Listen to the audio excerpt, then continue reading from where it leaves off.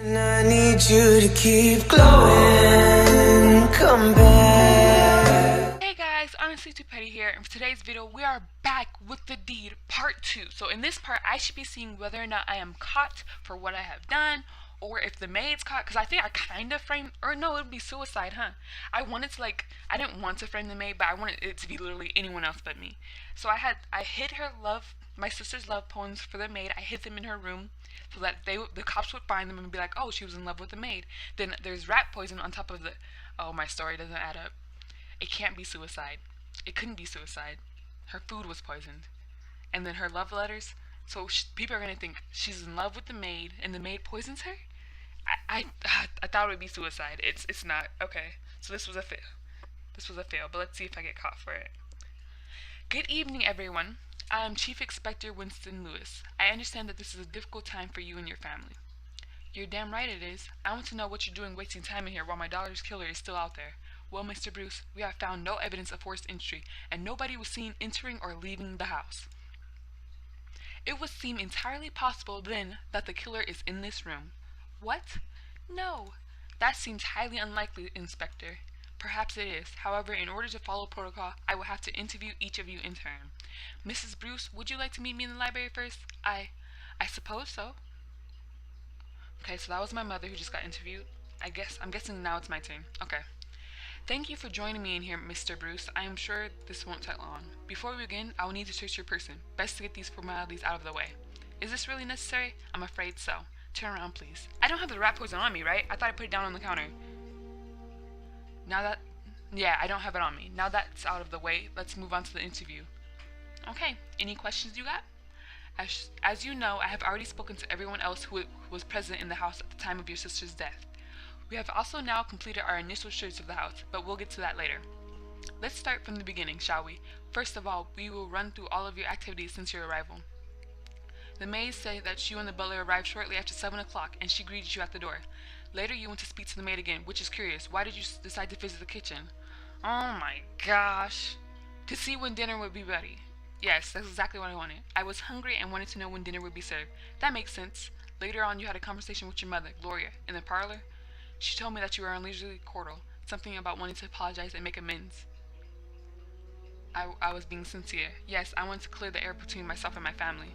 I see. Do you think it is suspicious that you suddenly wanted to reconcile after all this time? No, I don't think so. Very well then. She says you spoke briefly about your sister. Apparently you seem quite concerned about her well-being. Her well-being? We were worried my sister might attempt suicide. Yes, suicide! My mother and I were concerned that my sister might try to take her own life, as she had attempted once before. She had she? I will take note of that. You want to see your father in the library? I understand your conversation became... You went to see your father in the library. I understand your conversation became quite heated. My father has always had a temper.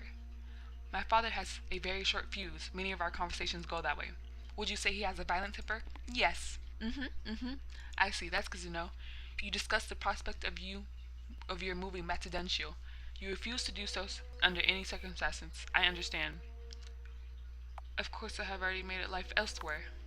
My father fails to accept the fact that I have my own life now. I can't just move back here. Of course not. That's completely understandable. Did you speak to your sister before dinner? No, I did not. No, I didn't see Jennifer until dinner. Very well then. Let's move on to the events that took place during dinner.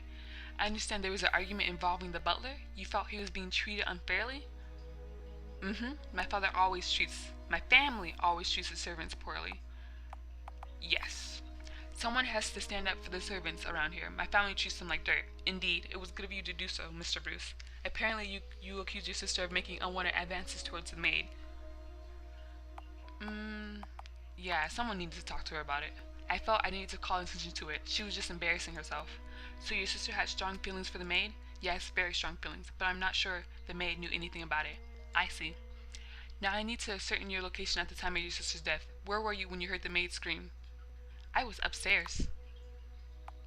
In my old bedroom. I was in the guest bedroom. I see. Thank you. As I said earlier, we have completed our initial search of the property. We found a poem written by your sister which appears to clearly express romantic feelings towards the maid.